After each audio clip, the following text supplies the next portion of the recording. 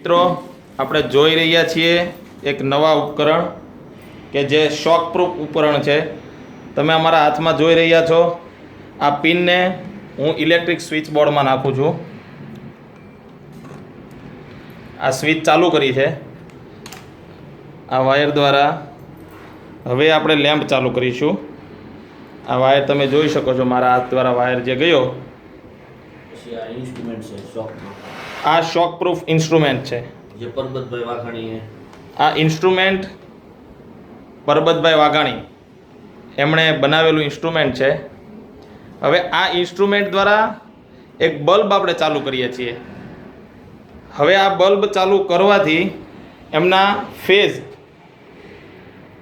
આપણે ચેક કરીશું કે જે કપાયેલો વાયર છે એમને જો આ રીતે પકડવામાં આવે છે. હાથમાં પકડેલો છે, નીચે હું ખુલ્લા પગે જમીનથી ઊભેલો છું પણ મને શોર્ટ લાગતો નથી. હવે એ મારા ત્યાં પાણી પણ છે, આ પાણી ઢોળાયેલું છે, પાણીમાં મારો પગ છે પણ છતાં બી મને શોર્ટ નથી લાગતો.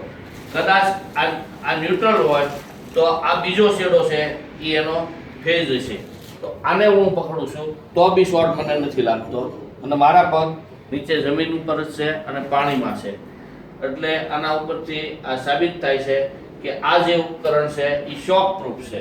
હવે આપણે ફેઝ ન્યુટ્રલ ચેન્જ કરીએ છીએ, હા, અને ચાલુ કરીએ છીએ. પાછું મારા હાથમાં જ છે આ શેડો, મને શોર્ટ નથી લાગતો. પાછું હું આ ચેન્જ કરી અને આ બીજો શેડો પકડું છું, છતાં બી મને શોર્ટ નથી લાગતો. આ મેં હાથમાં પકડેલો છે, પગમાં એમ પાણી પણ ઢોળેલું જ છે, છતાં બી ફરી વખત આપણે બી પાણી નાખીએ પગ ઉપર લો અને શોર્ટ નથી લાગતો. બરાબર, એટલે એના ઉપરથી સાબિત થાય છે કે આ ઉપકરણ શોક પ્રૂફ છે.